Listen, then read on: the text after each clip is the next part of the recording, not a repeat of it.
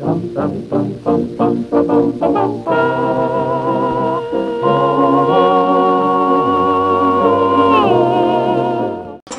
bibilang kita ng black polo because I love you. Thank you, Chrissy. Yes. Ano ka sa men's? Large?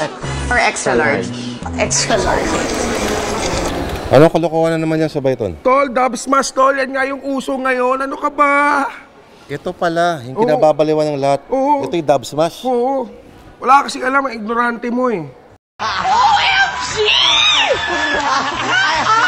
I love you! Pinakasikat na app ngayon para sa smartphone. Sa pamamagitan nito, nagagawa ng gumagamit na ilapat ang tinig ng ibang tao sa galaw ng kanilang bunganga. My brother is not a Ang pig! tanong, bakit maraming Pinoy ang naaaliw? Tao! Hindi babida mo!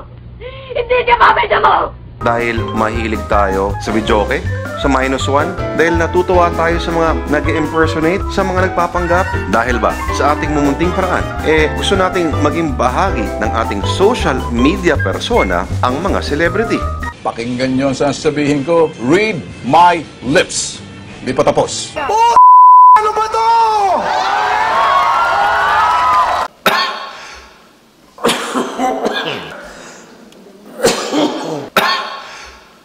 Tol, cancer na yan. Easy!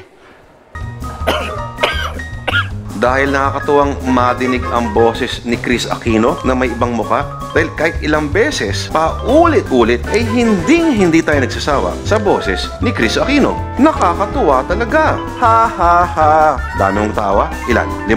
10? 100? Paano na lang ang makabago nating pamumuhay kung walang dub smash? At gaya ng lahat ng uso, ito rin ay may hangganan. Ito ba? Naaalala nyo? Ito. O ito. Ito. Ito. At ito. Alam mo naman tayo, di ba? Pag ginagawa ng sikat, aba, gawin din natin. Wala naman siguro masama. Harmless fun, ika nga. Kung ano ang nakakainis sa'yo, malamang ay nagdudulot ng walang katapusang ligaya sa iba. Walang basagan ng trip. He said na mabubuntis ako kay Coco Martin at magkakaanak kaming babae. Hindi nangyari. So